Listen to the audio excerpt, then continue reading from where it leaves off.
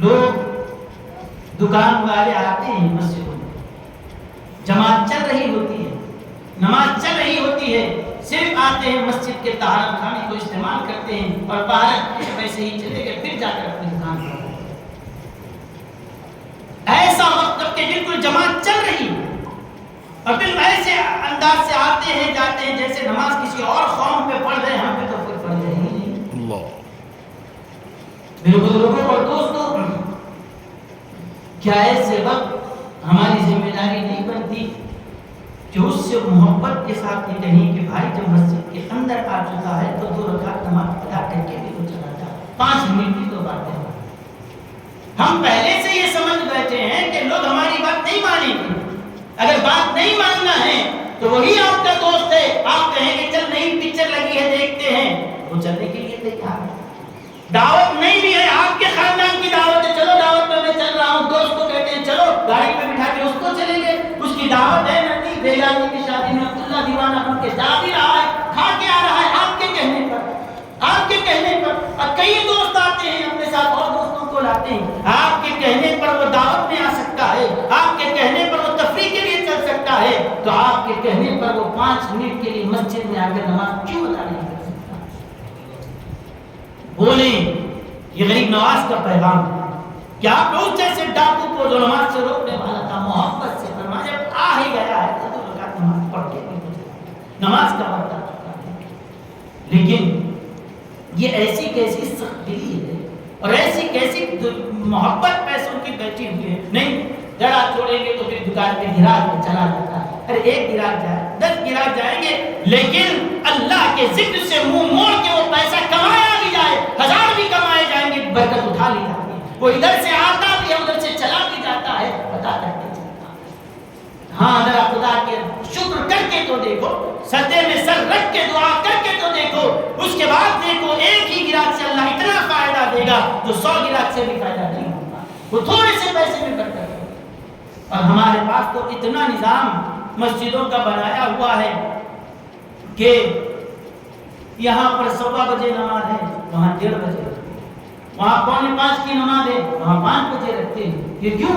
یہ دکانداروں کے لیے ہے۔ آپ ایک جگہ جا کے نماز پڑھ لیے، جب تک آپ کا بچہ دکان پہ بیٹھا ہے، پھر آپ آئیے وہ وہاں جا کر پڑھتا ہے۔ اتنی سہولتیں دے کر رہی ہے، ویسا نہیں ہے کہ جیسا عرب میں ہوتا ہے ٹھیک 1 بجے اذان ہو گئی پوری مملکت میں ایک ہی وقت پہ نماز پڑھو، پڑھنا ہے تب پڑھو، اس کے بعد جماعت چھوٹ گئی، نہیں ہے۔ یہاں ہمارے لیے اتنی آسانیاں ہماری سہولت کی خاطر، اور یہ تو اتنی وہاں سے وہ 1:15 بجے وہاں نماز، 1 بجے ادھر، 1:15 بجے ادھر، 1:30 بجے ادھر، اور اتنا کہ 3:45 بجے تک بھی آپ کے لیے جمعہ کی نماز سیٹ کر کے رکھی گئی ہے تاکہ کسی کی نہ چھوٹے۔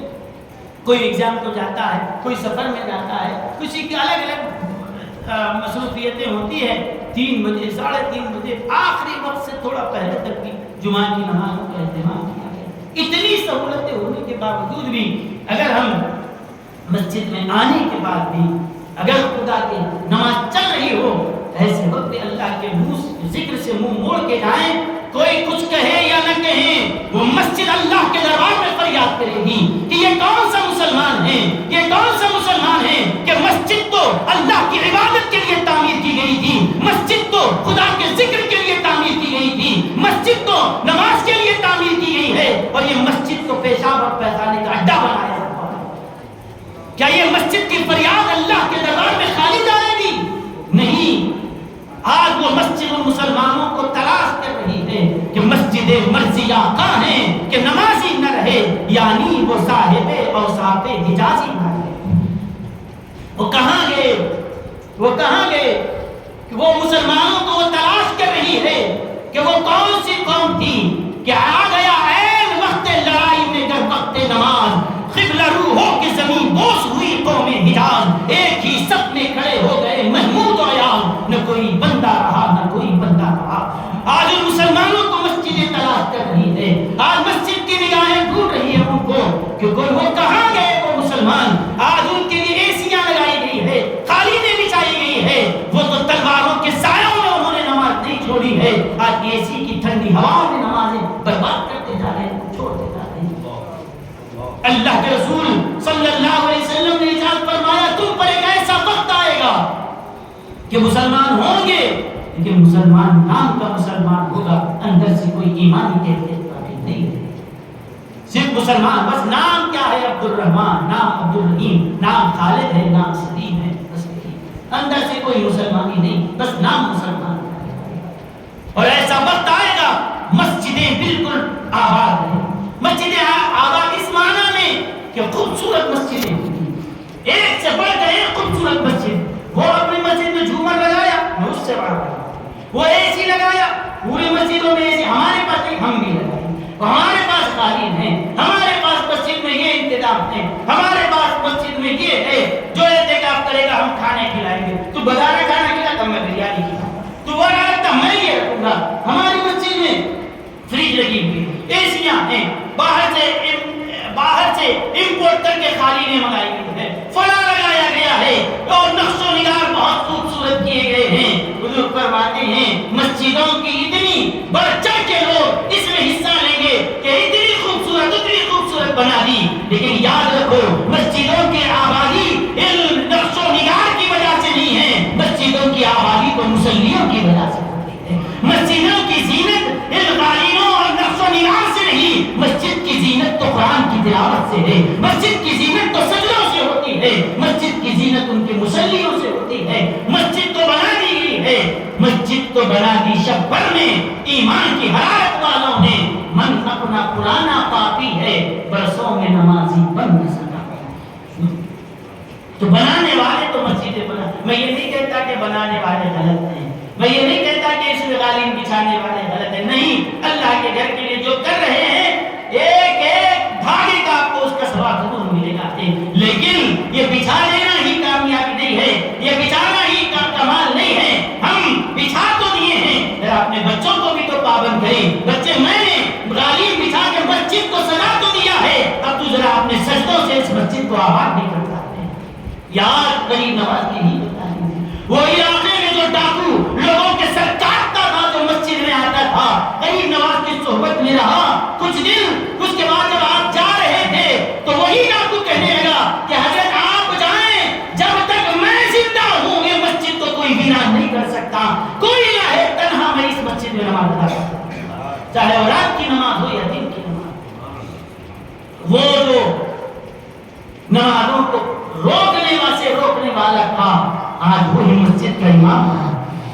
یہ ہے حضرت سرکار غریب نواز رحمۃ اللہ علیہ کا فیضان، جو کچھ ہی دنوں میں ایسے اس کو بدل کر رکھ دیا ہے. میں کیا کہوں کہ بس یہ کہ وہ نگاہ کا فیضان ہے کہ وہ ایک چھوٹا سا پرندہ بادلوں میں رہ کر نگاہ ڈالے تو اپنے سے انڈوں کو محفوظ رکھ سکتا ہے. تو خدا کا یہ ولی اپنے اندر جو مصطفیٰ کی نورانیت رکھتا ہو، اللہ کے وحدانیت کا نور رکھتا ہو، قرآن کا نور جس کے سینوں میں ہو، وہ اپنا نگاہ فیض ڈالتا ہے. تو ڈاکر کا ڈاکو آج کے مسجد کا امام بن جائے تو کوئی تعجب نہیں. اس جنگل میں تنہا اس مسجد کو آباد کرتا تھا، حضرت نے اس کو اس زمان سے پہنچایا. تو حضرت کے آج کا دن 6 رجب حضرت سلطان الہند خواجہ غریب نواز رحمۃ اللہ علیہ کی وفات کا آپ کے وصال کا دن ہے. دہلی کے اور کئی مقامات کے اولیاء کرام، علماء، محدثین نے 6 رجب کی اسی تاریخ کو یاد دیکھا کہ اللہ کے رسول صلی اللہ علیہ وسلم اپنے صحابہ کرام کے ساتھ اجمیر تشریف لائے. وہ جب حضور کو خواب میں دیکھے تو وہ عرض کرنے لگے یا رسول اللہ، ہمارے ہندوستان کی زمین کی یہ خوش بختی ہے، ناز ہے ہمارے لیے کہ آپ کا قدم اس سرزمین پر پڑ رہا ہے. حضور یہاں وجہ کیا ہے، تشریف آوری کا سبب کیا ہے؟ فرمایا معین الدین کو ہم نے بھیجا تھا، آج معین الدین کو خود لینے آئے، آج ہم بھی کو لینے آئے ہیں. اور میرا یہ بیٹا جب آیا تھا یہ زمین پہ کفر پھیلا ہوا تھا، آج میرے معین نے اس کو اسلام کے لہراتا ہوا باپ بنا دیا. جب یہ آیا تو بے دینی تھی، آج یہاں دین پھیلا ہوا ہے. یہ جب آیا تھا تو اس وقت یہاں پر کفر کی سزائیں بدل ہو رہی ہے، اور آج اس نے یہ کمال کر دیا ہے کہ مسجد سے اللہ اکبر کی سزائیں آ رہی ہے، خانقاہوں سے لا الہ الا اللہ کی ضربیں لگ رہی ہے، مدرسوں سے قال اللہ قال رسول پڑھا جا رہا ہے. یہ میرے بیٹے کا کمال ہے، اس کی محنتیں ہیں. کو مدینے سے آج مدینے کا تاجدار خود اس کو لینے کے لیے.